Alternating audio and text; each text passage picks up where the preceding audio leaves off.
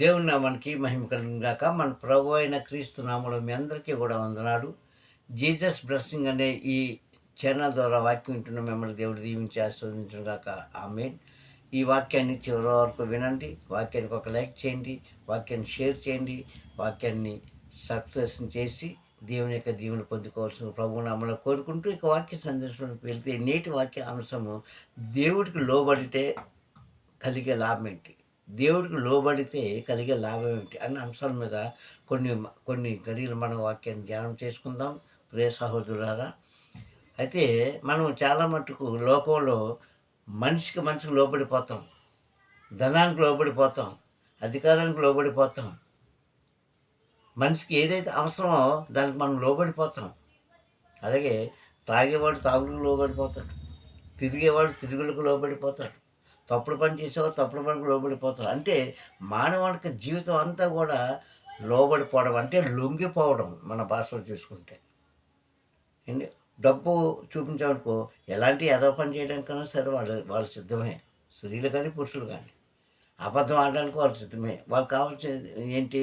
ధనం అంతే.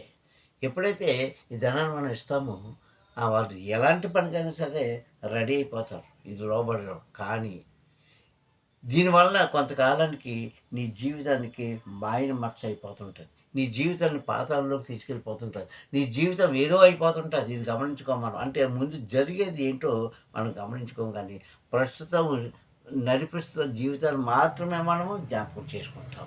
కానీ దేవుడికి లోబడితే కలిగే లాభం ఏంటి అన్న అంశమే నేటి వాక్యాంశం. అలాంటి ఇద్దరు మనుషులను మనము ఈరోజు మనం వాక్యంలో జ్ఞానం చేసుకుందాం. మొట్టమొదటిసారిగా తిమోతి పత్రిక మొదటి అధ్యాయంలో 12వ వచనంలో పౌలు గారిని గురించి మనము కొన్ని సత్యాలు మాట్లాడుతూ వాక్యం ద్వారా. మొదటి తిమోతి పత్రిక 12వ అధ్యాయంలో ఆయన అంటాడు, పూర్వము నేను దోషకుడును దుండకుడును హానికరునైన నన్ను తన పరిచర్యకు పిలిచి నమ్మకమైన వానిగా ఎంచినందుకు ప్రభువైన అయిన క్రీస్తు యేసునకు నేను కృతజ్ఞతుడై ఉన్నానని అక్కడ ఒక సాక్ష్యం చెప్పాడని చక్కటి పాట. దేవుడికి మహిమ కలుగును గాక.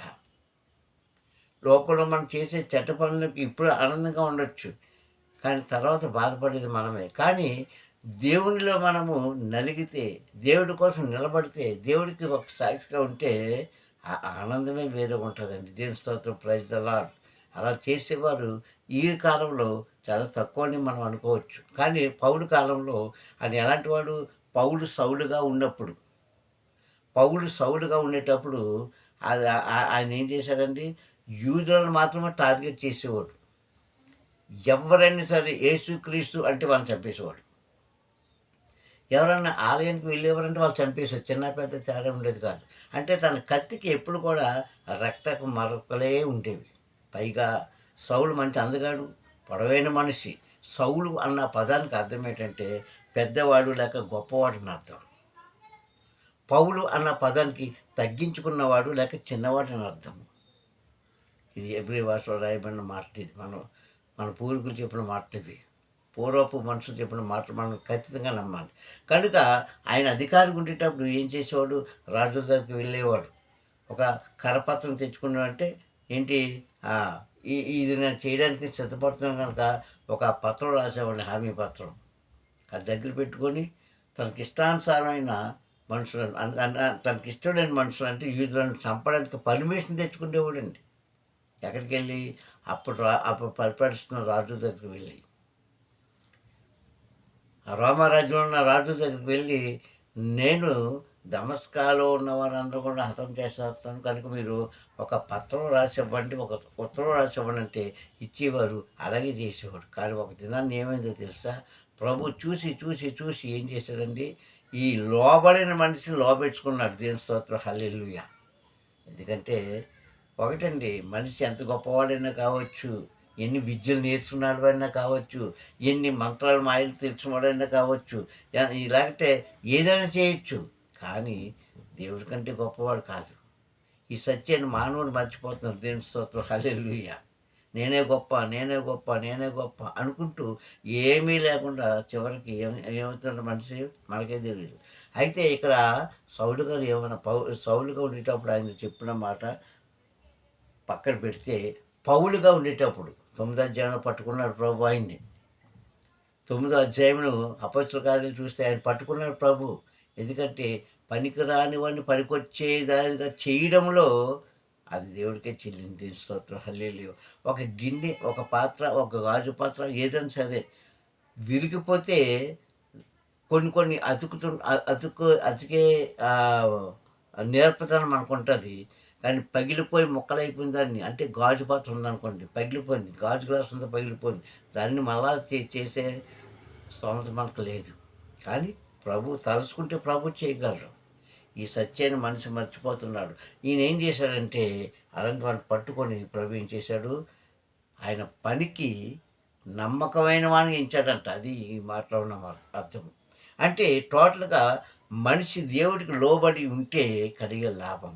ఒక మనిషికి లోబడి ఉంటే చివరికి అది నేను అందరం ఎక్కించవచ్చు, లేకుంటే పాతాళానికి తొక్కివచ్చు. చెప్పడం గ్యారంటీ లేదు, నో గ్యారంటీ. కానీ ప్రభు యొక్క పాదాల దగ్గర మనం లోబడి ఉంటే నీ జీవితమే మార్చేస్తారు. దేవుని స్తోత్రం హల్లెలూయా. ఓ సహోదరి సహోదరుడా, ఈ మాటలు వింటున్న నీలో ఏదైతే దోషం ఉందో నాకు తెలియదు. నీలో ఏ పాపం అయితే దాగి ఉందో నాకు తెలియదు.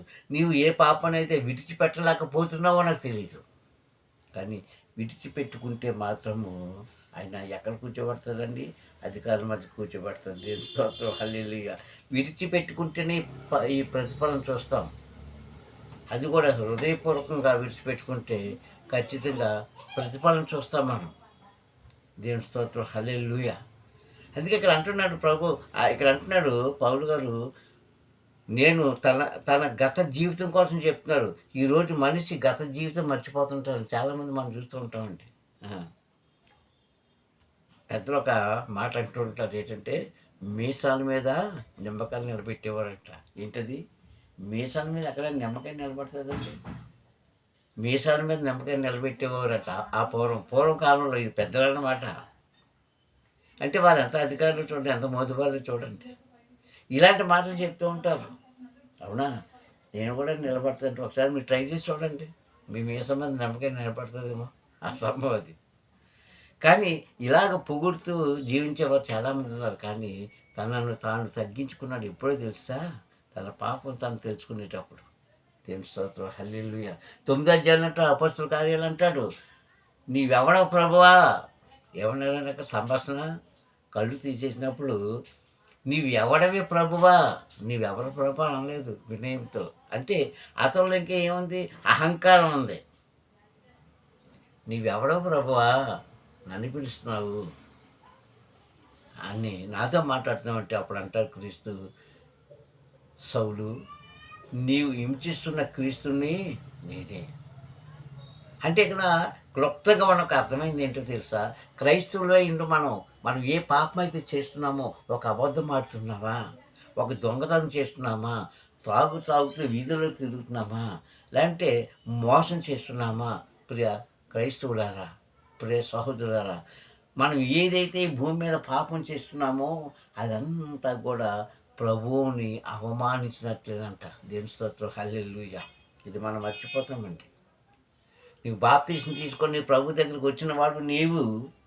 ఆయన రొట్టి ద్రాక్ష రసంలో అనగా ఆ ప్రభురాత్రి భోజనంలో చేపెట్టిన నీవు ప్రభువుని బాహాటంగా పబ్లిక్గా ఏం చేస్తావు? అవమానపరుస్తున్నావు. కానీ సౌలు గారు ఇక్కడ అవమానపరచలేదండి. నువ్వెవరో ప్రభు అంటాడు 9వ అధ్యాయం అపొస్తలుల కార్యాలు. నేనే, నువ్వు హింసిస్తున్న క్రీస్తు నేనే అనేటప్పుడు ఎప్పుడైతే అలాగే తన రెండు కళ్ళు కూడా మూతబడ్డాయో, అక్కడ ఒక జనరల్గా ఆలోచిస్తే ఇక్కడ మానవ బుద్ధి బయటపడుతుందండి. ఎందుకంటే మానవుడు ఎంత గొప్పవాడైనా సరే ఎంత గొప్పవాడైనా సరే కొద్దిగా అసూయ ఉంటుంది కదా, కొద్ది కోపం ఉంటుంది, కొంచెం నిర్లక్ష్యత ఉంటుంది. అక్కడ ఏమన్నాడు? అననీయ అనే భక్తుని పిలిచాడు ప్రభు. పిలిచి, అననీయ ఇదిగో ఆ కళ్ళు మూతపడిపోయాయే పుసులతో, అతనికి నువ్వు వెళ్ళి ప్రార్థన చేయి అంటే అంత భక్తులు కూడా చూడండి. ఎందుకంటే మానవ స్వభావం అండి ఇది. మానవులో ఉన్న ఆ యొక్క బుద్ధి. అంత భక్తుడై ఉండి దేవుడితో తాను దేవుడితో డైరెక్ట్‌గా మాట్లాడే శక్తి పొందుకున్నవాడు అభిషిక్తుడైన ఒక ప్రవక్త అన్న మాట ఏంటో తెలుసా? నాయనా ఏంటి ప్రభు నువ్వు చెప్తున్నావు? నీకేం న్యాయం ఉందా? వీడు ఎలాంటి వాడు? వీడు ఎలాంటి వాడు?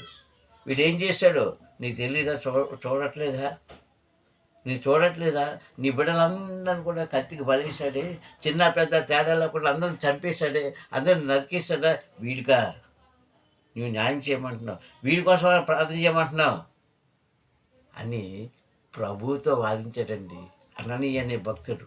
ఈరోజు ఓ క్రైస్తవుడా నీవు కూడా తోటి వారిని చూసి అలాగ అంటున్నావా?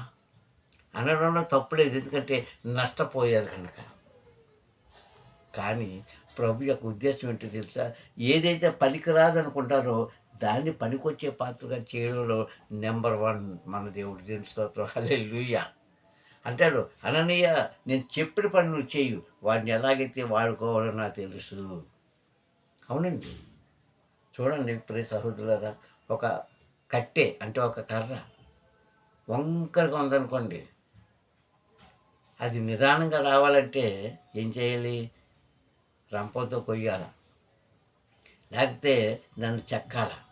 అప్పటికి రాకపోతే ఏం చేయాలంటే పొయ్యిలో పెట్టామనుకోండి, కాలి బూడిదైపోతుంది. అప్పుడు అది నిదానంగా వచ్చేస్తుంది. అలాగే మనిషి కూడా తన స్వభావం మార్చుకోవాలంటే దేవుడే నిన్ను మొత్తాలి, దేవుడే నిన్ను ముట్టాలి, దేవుడే నీకు కార్యాలు చేయాలి.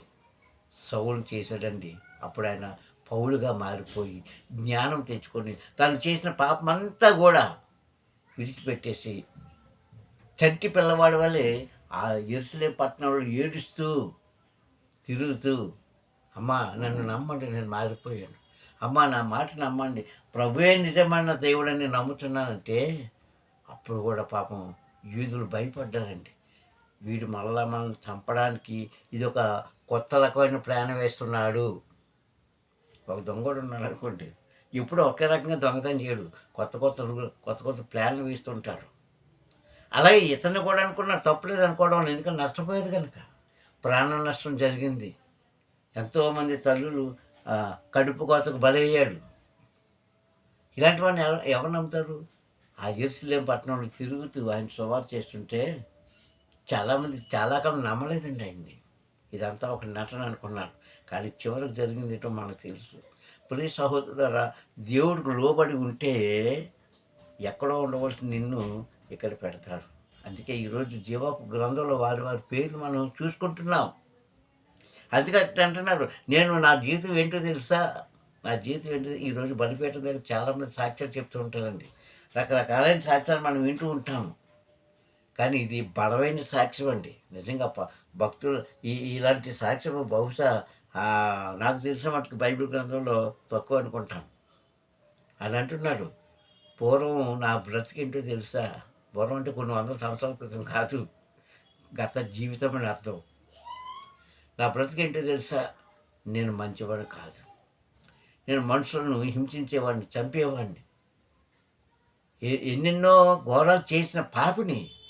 కానీ నా మీద నమ్మకం పెట్టుకున్న నా ప్రభువుని నేను అపనమ్మకం రానివ్వను. దేవుని స్తోత్రం, హల్లెలూయా. అదండి గొప్పతనం, పౌలులో ఉన్న గొప్పతనం. నన్ను నమ్మాడు ప్రభు. నేను అన్నీ తెలిసిన పాపినైనా సరే నన్ను క్షమించి ఇదిగో తన పని కోసం నియమించుకున్నాడు ఒక పాత్రగా. నేను వాడబడతాను నా మరణ అనంతరం వరకు కూడా, నేను చనిపోయేంత కూడా ప్రభువు కోసం నిలబడతాను అని నిలబడ్డాడు. నిలబడి సంఘాలను కట్టాడు, బోధ బోధించాడు. చివరికి ప్రభు కోసం తన ప్రాణాన్ని త్యాగం చేశాడు, కానీ వెనకడుగు వేయలేదు. అది పౌలు గారు ఉన్న గొప్పతనం. దేవుడికి లోబడితే కలిగే లాభాలని ఇవన్నీ కూడాను. అయితే మనం లాభం అనేటప్పుడు మనం వేరే దేశంలోకి వెళ్ళిపోతాం కదా. ఎందుకంటే మనిషి ఎప్పుడు కూడా ఆశాపరుడే. ఏంటి, ఒకటి ఉంటే 2 కావాలి, 2 ఉంటే 3 కావాలి, 3 ఉంటే 4 కావాలి, ఏదైనా సరే ఆశాపరుడు. అందుకే 6వ అధ్యాయం ఆదికాండంలో 5వ వచనంలో కూడా ప్రభు చెప్పేశాడు. ఆదికాండం 6వ అధ్యాయం 5-6 వచనాలను ఆయన అంటాడు కదా, పుట్టుక నుంచి మనిషి యొక్క స్వభావం చెడ్డదనేసాడు. అంతే. కానీ దాన్ని మార్చుకుంటే ప్రభు యొక్క మాట వినగలిగితే ఇలాంటి సాక్ష్యంలో నీవు నేను మనందరం కూడా ఉండాలి రాబోతున్న దినాల్లో. ముందేం జీవించావు, ఎలా జీవించావా? ప్రభు కన్నాసు విడిచిపెట్టేయని అబద్ధాలు ఆడేవాడికి ఉన్నావా? దొంగతనం చేసేవాడికి ఉన్నావా? వ్యభిచారం చేసేవారికి ఉన్నారా? తాగేవాడికి ఉన్నారా? మోసం చేసేవారికి ఉన్నారా? అవన్నీ మానుకుంటే ప్రభుకు లోబడి ఉంటే ప్రభు నిన్ను హెచ్చిస్తాడు. దేవుని స్తోత్రం, హల్లెలూయా. ప్రభుకు లోబడి ఉంటే నిన్ను ఈ భూమి మీద నీ నామం పెరుగుతుంది, పరలోక రాజ్యంలో స్థానం ఉంటుంది. ఇది అర్థం. ఇంకా రెండో వ్యక్తి చూస్తే హెబ్రీ పత్రిక 1వ అధ్యాయము 9వ వచనం చూసినప్పుడు అక్కడ ఒక వ్యక్తి కనబడుతుంది మనకి. హెబ్రీ పత్రిక 1వ అధ్యాయం 9వ వచనం అంటాడు, నీతిని ప్రేమించి దుర్నీతిని ద్వేషించితివి కనుక దేవుడు నీ తోటి వారి కంటే నిన్ను హెచ్చించినట్లుగా ఆనందం తైలాభిషేకంతో నిన్ను అభిషేకించెను అని అంటుంది అక్కడ. నీతి దేవుని యొక్క వాక్కు. ఆ వాక్యాన్ని ఎప్పుడైతే మనం ప్రేమిస్తామంటే ఇష్టపడతామో, వాక్యంలో మనము జీవించాలని ఆశిస్తామో, ప్రభు ఏం చేస్తాడండి? నీ తోటి వారి కంటే. చూడండి, ఒక్కొక్క ఇంట్లో అందరూ క్రైస్తవ బిడ్డలమే, కానీ అందరూ సేవకులు కాలేరు, అందరూ సేవకురాలు కాలేరు. ఎవరో ఒకరిని ఎంచుకుంటాడు. ఎస్సెకి కలిగిన 80 బిడ్డల్లో ఒకరిని ఎంచుకున్నాడు ప్రభు, ఒకరిని ఎంచుకున్నాడు. అలాగే ఈరోజు నిన్ను ఎంచుకున్నాడు అంటే నీవు అతని దృష్టిలో ఎలాగున్నావు? నీతిని ప్రేమించి అంటే మంచిని ప్రేమించి చెడ్డవాటిని విడిచిపెట్టేసావు కనుకనే అది దేవుడికి నచ్చింది, నిన్ను హెచ్చించాడు. దేవుని స్తోత్రం, హల్లెలూయా. అది దేవుడికి నచ్చింది, నిన్ను హెచ్చించాడు. అలాగే హెచ్చించబడిన వారే ఆశీర్వదించబడతారని ఈ వాక్యం ద్వారా తెలుసుకోమని మిమ్మల్ని కోరుకుంటున్న ప్రతి సంగమా. మరలా చెప్తున్నాను, మీలో ఏదైతే ఉన్నదో యథార్థంగా జీవించండి, యథార్థ హృదయంతో దేవుని దగ్గర రండి, యథార్థమైన జీవితాన్ని ఆయనకు సమర్పించండి. నీకు వయసు ఎంత ఉన్నదని కాదు, వయసు ఎంత అయిపోయిందని కాదు, ఎప్పటికైనా సరే నిజమైన మారు మనసు కలిగి ఒక సాక్షిగా ఆయన అంటున్నాడు, నేను మంచివాడిని కాదండి. కానీ ఈరోజు ఏ మనిషినన్నా మనం నీ కళ్ళ ముందే చెడ్డవాళ్ళకి బతికి మంచిగా మారిపోయానుకో, ఈ చెడ్డవాళ్ళ కోసం ఎక్కడైనా చెప్తే నీ మీద తిరుగుబాటు చేస్తారు. ఎందుకు చేస్తారు? అతను చెడ్డతనాన్ని బయట పెట్టే కనుక నీ మీద తిరుగుబాటు చేస్తారు. కానీ ఇతను బయట పెట్టేసి ఒప్పేసుకున్నాడు పబ్లిక్గా, జనం ముందు ఒప్పుకున్నాడు, ప్రభు ముందు ఒప్పుకున్నాడు. అందుకే ఇతడు ఏమయ్యాడు? జీవ గ్రంథంలో స్థిరస్మరణీయుడుగా నిలిచిపోయాడు. స్థిరస్మరణీయుడు అంటే మరుపురాని మనుషులు అని అర్థం. ప్రియ సంగమా, ప్రభు నీకు మనందరికీ అధికారం ఇచ్చాడండి, కానీ మనం వినియోగించుకోలేకపోతున్నాం. వారు వినియోగించుకున్నారు, తప్పుని తెలుసుకున్నారు కనుకనే వారు ఆశీర్వదించబడ్డారు. మనం కూడా ఆశీర్వదించబడాలని దేవుని యొక్క వాక్యాన్ని ప్రేమించి దేవుని యొక్క మార్గంలో నడిచినప్పుడు, దేవుడికి ముఖ్యంగా లోబడి ఉండేటప్పుడు నీకు ఏదైనా లోబడుతుంది, ఎవరైనా లోబడతారు. నీవే దేవుడికి లోబడిపోతే ప్రియ సంగమా, నీ మాట ఎవరు వినరు. కావున ఈ యొక్క సమయంలో వాక్యాన్ని మీరు, ప్రభా ఇదిగో నేను ఎక్కడ పడిపోయినా ఆయన, నేను ఎందుకు లోబడట్లేదు, నన్ను ఎవరు వెనకలు ఆగుతున్నారు అని నీవే ప్రశ్నించుకొని ఆ ఊబులోంచి బయటకు వస్తే ఖచ్చితంగా సర్వాధికారి తండ్రి నీకు సహాయం చేస్తాడు. నిన్ను నీ కుటుంబాలు, నీకు ఇచ్చిన పిల్లలు కూడా ఆయన ఆశీర్వదించి దీవిస్తానని తెలియజేస్తూ నేను మాట ముగిస్తున్నాను. దేవుడి కొద్ది మాటలను విని కూడా దీవించి ఆశీర్వదించును గాక. ఆమేన్. సర్వాధికారం తండ్రిని కొందమునైనా ఈ యొక్క సమయంలో తండ్రి వాక్యం మీద దిగొచ్చి నాతో అందరితో మాట్లాడేవే నీ కొందములు వాక్యం నేను బిడ్డను దీవించండి, ఆశీర్వదించండి. నా ప్రభా, నీకు లోబడితే కలిగే లాభము, లోబడకపోతే కలిగే నష్టం ఏమిటో ఈ వాక్యం ద్వారా స్పష్టంగా మాట్లాడించేవా నీ కొందములు. వాక్యం వారిని మరొకసారి నా ప్రభా వారికి తండ్రి సహాయం చేసి, లోబడలేని వారికి నా ప్రభా తండ్రి లొంగలేని మనుషులను తండ్రి నీవు లొంగదీసి అయ్యా తండ్రి నీ బిడ్డలుగా వారు తీర్చిదిద్దడానికి అయ్యా నీ నామాన్ని ధరించుకున్న వారు తండ్రి అవమాన పాలు పడకుండా అయ్యా తండ్రి విచ్చలవిడిగా తిరగకుండా అహంకారులుగా ఉండకున్నట్లు వారి కఠినమైన మనసును మార్చి నీ నామాన్ని మహిమ పొందుకుంటామండి. క్రీస్తు నామాలు ఈ ప్రార్థన అడుగుచున్నాను పరమ తండ్రి. ఆమేన్, ఆమేన్, ఆమేన్. మీ అందరు కొందనాలు. పరమ తండ్రి మిమ్మల్ని దీవించి ఆశీర్వదించుగాక. Praise the lord.